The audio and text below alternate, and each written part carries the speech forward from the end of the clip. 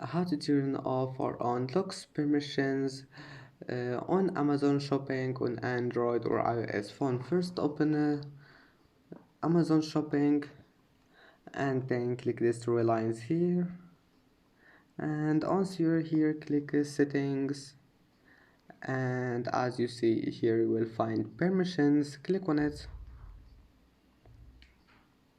Now just wait few seconds